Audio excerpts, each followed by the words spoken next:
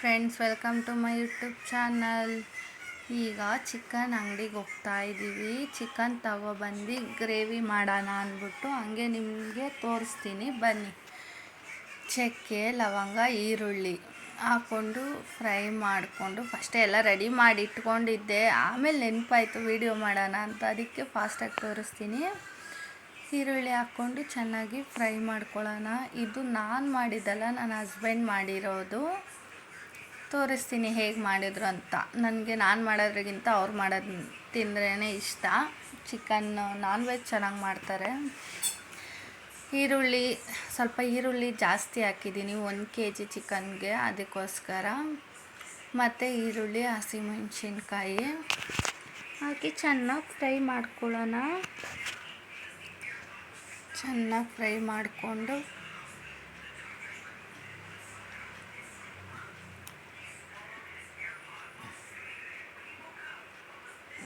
ನಿಮಗೆ ಈರುಳ್ಳಿ ಹೇಗೆ ಬೇಕಾ ಕಟ್ ಮಾಡ್ಕೊಳ್ಳಿ. ಸ್ವಲ್ಪ ದೊಡ್ಡದಾಗೆ ಮಾಡಿದ್ದೀನಿ ನಾನು. ಚೆನ್ನಾಗಿ ಫ್ರೈ ಮಾಡಿ, ಅಂದರೆ ಒಬ್ಬೊಬ್ಬರು ಬ್ರೌನಿಷ್ ಆಗೋವರೆಗೂ ವೆಯ್ಟ್ ಮಾಡ್ತಾರೆ. ನಾನು ಮಾಮೂಲಿ ಮೀಡಿಯಮಾಗಿ ಫ್ರೈ ಮಾಡಿ ಚೆನ್ನಾಗಿ ಅದು ಒಂದು ಸ್ವಲ್ಪ ರೆಡ್ ಆ ಥರ ಆದರೆ ಸಾಕು.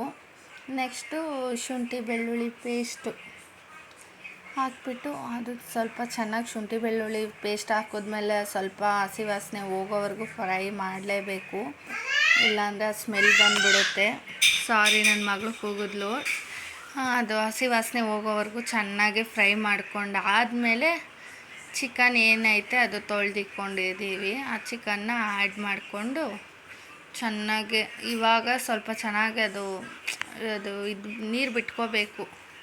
ಸ್ವಲ್ಪ ಅದು ಎಣ್ಣೆ, ಅದು ಈರುಳ್ಳಿ ಇದೆಲ್ಲ ಅದು ಚೆನ್ನಾಗಿ ಹುರಿದ್ಮೇಲೆ ಚೆನ್ನಾಗಿ ಫ್ರೈ ಮಾಡಬೇಕು. ಈಗ ಇಲ್ಲಾಂದರೆ ಅದು ಎಣ್ಣೆಲಿ ಚೆನ್ನಾಗಿ ಹುರಿದಿಲ್ಲ ಅಂದರೆ ಒಂದು ಸ್ವಲ್ಪ ಹಸಿ ವಾಸನೆ ಬಂದುಬಿಡುತ್ತೆ. ಚಿಕನ್ ತಿನ್ನೋಕ್ಕಾಗಲ್ಲ. ಗ್ರೇವಿಲಂತೂ ಎಣ್ಣೆಲಿ ಚೆನ್ನಾಗಿ ಫ್ರೈ ಮಾಡಬೇಕು. ಇವಾಗ ಚೆನ್ನಾಗಿ ಫ್ರೈ ಮಾಡ್ತಾ ಇದ್ದೀವಿ. ಇನ್ನೊಂಚೂರು ಫ್ರೈ ಆದರೆ ನೋಡಿ, ಚೆನ್ನಾಗಿ ಫ್ರೈ ಆದರೆ ಆ ಥರ ವೈಟಾಗಿ ಬರುತ್ತೆ. ಇವಾಗ ಫ್ರೈ ಮಾಡಾಯಿತು.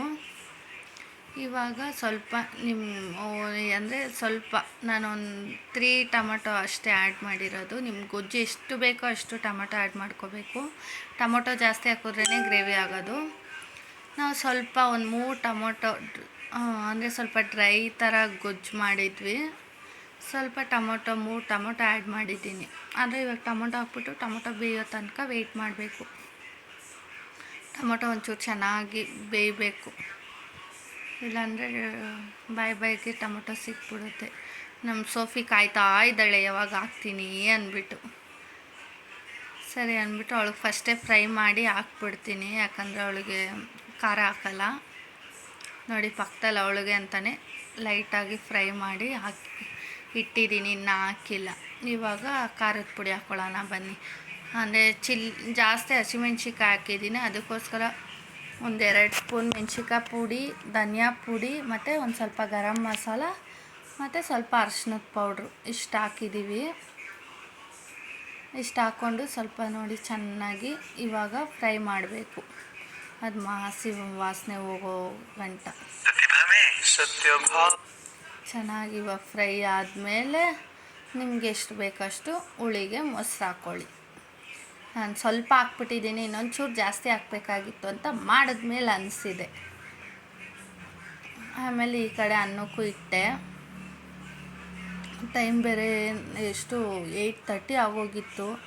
ಸರಿ ಅಂದ್ಬಿಟ್ಟು ಅದಕ್ಕೆ ಒಂದೇ ಸಲ ಮಾಡೋವಾಗಲೇ ಅನ್ನಕ್ಕೆ ಇಟ್ಬಿಡೋಣ ಅಂತ ಇಟ್ಟೆ. ನೋಡಿ, ಇವಾಗ ರೆಡಿ ಆಯಿತು ಚಿಕನ್ ಗ್ರೇವಿ, ಅನ್ನ.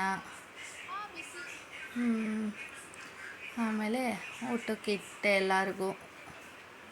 ನೋಡಿ, ಹೀಗಿದೆ ಪ್ಲೇಟ್.